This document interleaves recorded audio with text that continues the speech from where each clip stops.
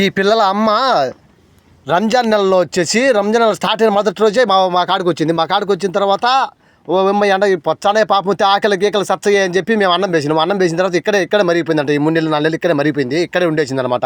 రోజు అన్నం వేయడము ఇటు చేసి అదే పనిగా ఇటుకి అన్నం చేసి పెడతాం అనమాట. చేసి పెట్టిన తర్వాత ఇక్కడే మరిగిపోయింది అనమాట. ఇక్కడ మరిగిపోయింది.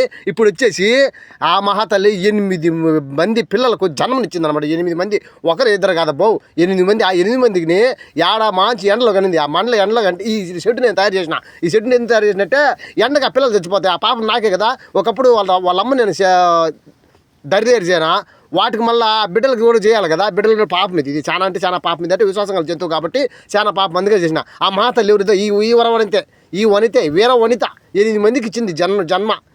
కానీ వాటి గార్డియన్గా నన్ను పెట్టింది. వాటిని నన్ను మొత్తం నేను నువ్వే చూసుకోరా స్వామి, నేను పాలిచ్చిపోతాంటాను, వాళ్ళ క్షేమాలు నువ్వే చూసుకో, బాగోగులు నువ్వే చూసుకో, పానం బాగాలేకపోయినా ఏం లేకపోయినా నువ్వే చూసుకోవాలా అని చెప్పి నన్ను అలా పెట్టింది అనమాట. నేనే వాటికి గార్డియన్గా. ఇప్పుడు మళ్ళీ ఈటల్లో ఇంకొకటి ఉందన్నమాట.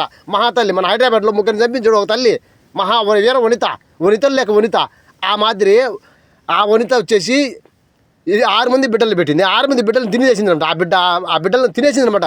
కన్నె తల్లి బిడ్డలు తినేసింది. మన హైదరాబాద్లోనే ఎక్కడ జరిగించాడు ఒక తల్లితో ఈ వనిత.